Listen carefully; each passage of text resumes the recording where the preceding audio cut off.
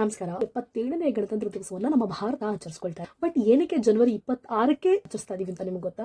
ನೀವು ಬಿಡಿ, 1929 Lahore session time ನಲ್ಲಿ ಪೂರ್ಣ ಸ್ವರಾಜ್ಯದ ಕೂಗು ಮುಳುಗ್ತಾ ಇರಬೇಕಾದ್ರೆ ಭಾರತ ಪೂರ್ಣ ಸ್ವರಾಜ್ಯದ ಗೋಲ್ ನ ಅಡಾಪ್ಟ್ ಮಾಡ್ಕೊಳುತ್ತೆ.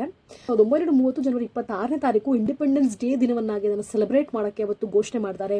ಫ್ಲಾಗ್ ಹೋಸ್ಟ್ ಮಾಡ್ತಾರೆ. ಪೀಪಲ್ ಅಕ್ರಾಸ್ ದ ಕಂಟ್ರಿ ಪ್ಲೇಡ್ಸ್ ನ ತಗೊಳ್ತಾರೆ ಇಂಡಿಪೆಂಡೆನ್ಸ್ ಗೆ. ಪಬ್ಲಿಕ್ ಮೆಸೇಜಸ್ ಗಳನ್ನ ಸಾರ್ತಾರೆ.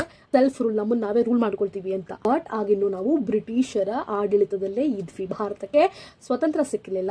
ಭಾರತಕ್ಕೆ ಸ್ವತಂತ್ರ 1947 ಆಗಸ್ಟ್ 15ರಂದನೇ ಸಿಕ್ಕಿದ್ರು ಕೂಡ ನಮ್ಗೆ ನಮ್ಮದೇ ಆದಂತಹ ಸಂವಿಧಾನ ಅಥವಾ ಕಾನ್ಸ್ಟಿಟ್ಯೂಷನ್ ಕೂಡ ಇರಲಿಲ್ಲ.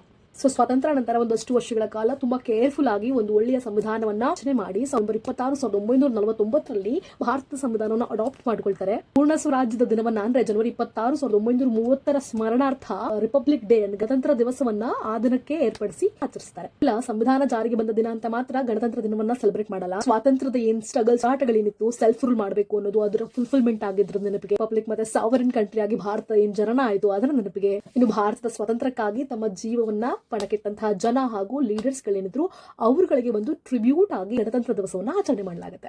ಜೈ ಹಿಂದ್.